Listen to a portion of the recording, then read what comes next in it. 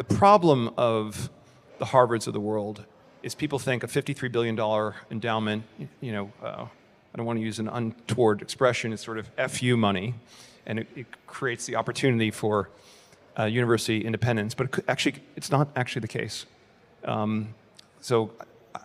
Yesterday, I read the bond prospectus for Harvard's taxable $750 million bond issuance, and a few interesting facts. So number one, Harvard has a stated $53 billion endowment, of which 80 to 85% of the assets are in private equity, real estate, and venture capital. Yale's marketing a $6 billion slice of their private equity exposure, and I guarantee you that that's the carrying value. I guarantee you that the transaction price is going to be a meaningful reduction from that number, which should cause, appropriately from an accounting perspective, Yale to have to remark their entire portfolio, and it should cause Harvard to do the same thing. Harvard's marketing a $1 billion slice of their portfolio. So one thing I believe is that the private equity portfolios, the real estate portfolios, the venture capital portfoliers are mismarked. And what's meaningful? I would say 40% discount. 40%. Yeah. First of all, every institution is completely full up with private equity. No one wants incremental exposure to private equity. So the next buyer cost of capital is meaningfully higher.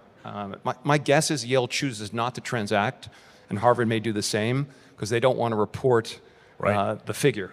But let's just talk about, so one, the assets are invested in illiquid funds where they can't get liquidity other than by doing a secondary transaction. And the scale of these secondary transactions, there isn't enough capital interested in buying them, absent massive discounts. But it tells you what the concerns are. You say, well, how could Harvard have a problem? One, they have $53 billion endowment, which is mismarked.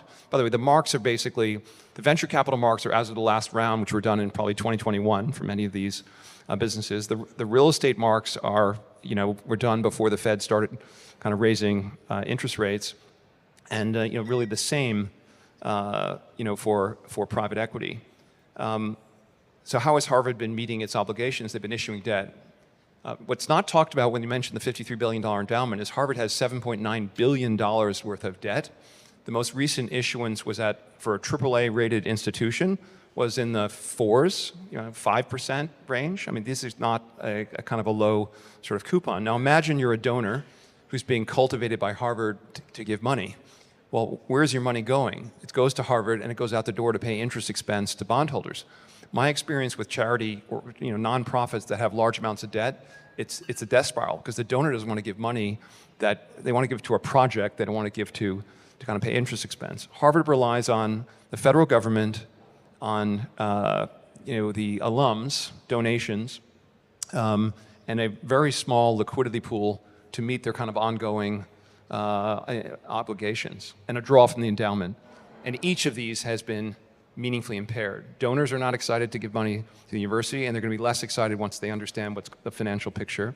The tax exemption is at risk, which means that tax exemption benefits the institution because they get they don't have to pay taxes, but I would say more significantly, the donor gets the benefit of a meaningful tax deduction in America when we give to these institutions. That goes away. I mean, it's a disaster. So they're under, I would say, quite severe financial pressure.